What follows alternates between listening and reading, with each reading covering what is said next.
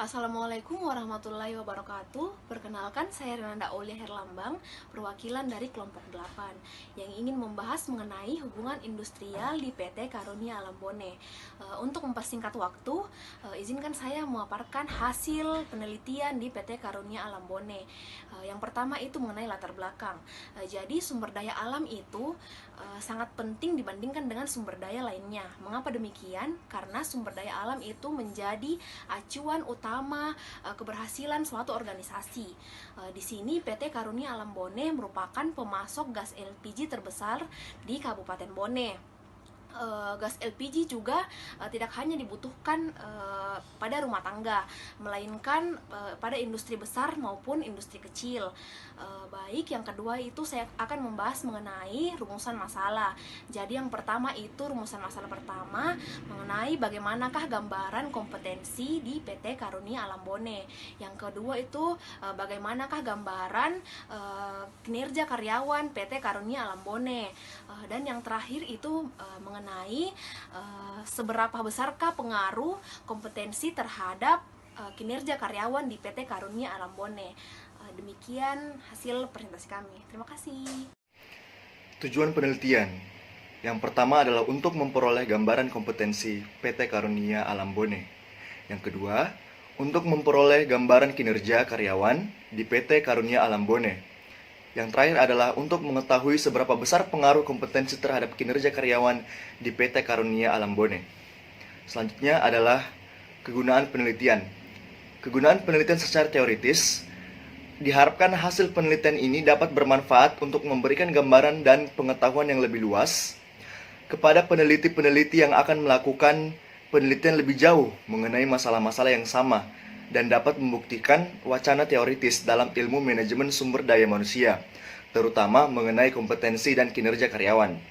Untuk kegunaan secara praktis, diharapkan penelitian dapat berguna sebagai bahan masukan bagi perusahaan sebagai suatu informasi dan bahan evaluasi mengenai kompetensi dan kinerja karyawan.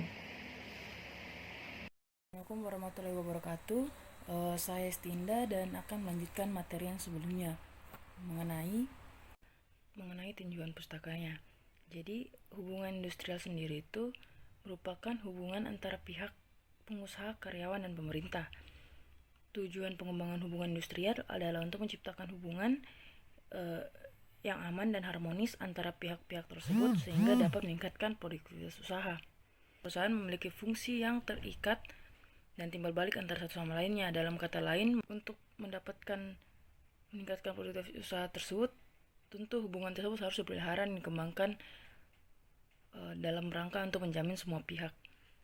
Kemudian setiap perusahaan juga, besar maupun kecil, selalu menyangkut dan berpengaruh kepada semua pihak yang terlibat, yaitu pihak pekerja, pihak masyarakat, pengusaha, hubungan yang fungsional. Kemudian ada yang dikatakan juga perusahaan sebagai kepentingan bersama. Ini berbicara tentang pertama kepentingan pengusaha dan perusahaan, kedua kepentingan pekerja dan perusahaan, dan ketiga kepentingan masyarakat dan pemerintah. Nah, kemudian selanjutnya ada 6 prinsip hubungan industrial, yaitu yang pertama pengusaha dan pekerja. Nah, demikian pula pemerintah dan masyarakat pada umumnya sama-sama memiliki kepentingan atas keberhasilan dan keberlangsungan perusahaan. Yang kedua, perusahaan merupakan sumber penghasilan bagi banyak orang. Semakin banyak perusahaan yang membuka usaha baru, maka semakin banyak pula kesempatan lapangan kerja yang akan memberikan penghasilan bagi banyak pekerja. Kemudian yang ketiga, pengusaha dan pekerja mempunyai hubungan fungsional dan masing-masing mempunyai fungsi dan tugas yang berbeda dengan pembagian kerja dan tugas. Kemudian yang keempat, pengusaha dan pekerja merupakan anggota keluarga perusahaan. Sebagaimana pola hubungan sebuah keluarga, maka hubungan antara pengusaha dan pekerja harus dilandasi sikap saling mengasihi, saling membantu, saling mengerti, dan saling percaya. Kemudian selanjutnya yang kelima, perlu dipahami pula bahwa tujuan dari pembinaan hubungan industrial adalah menciptakan ketenangan berusaha dan ketentraman dalam bekerja supaya dengan demikian dapat meningkatkan produktivitas perusahaan. Kemudian yang terakhir yaitu meningkatkan produktivitas perusahaan haruslah mampu meningkatkan kesejahteraan bersama, yaitu kesejahteraan pengusaha maupun kesejahteraan pekerja. Yang terdapat dalam perusahaan yang kami teliti adalah mengenai peraturan mengenai jam kerja dan jam lembur, kemudian waktu istirahat dan cuti, kemudian upah bonus dan serta tunjangan. Yang keempat, ketentuan dan tindakan disiplin, dan kelima adalah kontrak kerjasama. Saya akan menjelaskan bab 3 yaitu metode penelitian. Waktu dan tempat, hari atau tanggal yaitu Minggu 22 Maret 2020, waktu jam 8 sampai jam 9 WITA. Tempat di kediaman pemilik PT Karunia Alam Bone. Sedangkan metode penelitian itu dengan cara mewawancarai langsung pimpinan utama PT Karunia Alam Bone.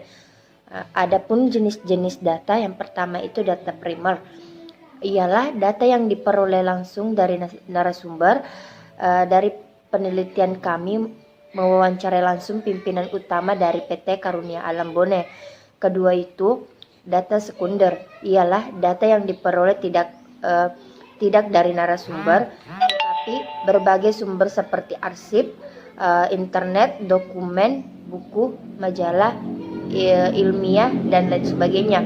Kemudian, adapun metode pengumpulan data, yang pertama itu pada penelitian ini kami mengadakan metode wawancara interview kepada narasumber. Wawancara adalah percakapan dengan maksud tertentu, yaitu memperoleh atau bahkan bertukar informasi. Wawancara dilakukan oleh dua pihak, yaitu pihak wawancara dan pihak terwawancara. Adapun daftar pertanyaan yang pertama, jadi bagaimana hubungan industrial dalam perusahaan PT Karunia Alam Bone. Kemudian yang kedua itu bagaimana kontrak kerja dan berapa lama, serta apa saja perjanjian yang tertulis dalam kontrak kerja. Kemudian yang ketiga itu bagaimana hubungan perusahaan dengan pihak eksternal. Yang keempat itu jika ada keluhan dalam hubungan industrial, keluhan apa saja yang ada dan bagaimana cara mengatasi keluhan tersebut. Kemudian yang kelima itu apa saja yang diberikan kepada karyawan. Kemudian yang keenam, bagaimana gambaran kompetensi karyawan. Kemudian yang ketujuh itu bagaimana gambaran kinerja karyawan di perusahaan. Kemudian yang kedelapan itu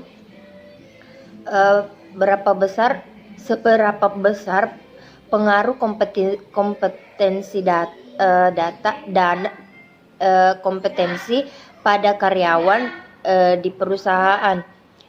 Sekian dan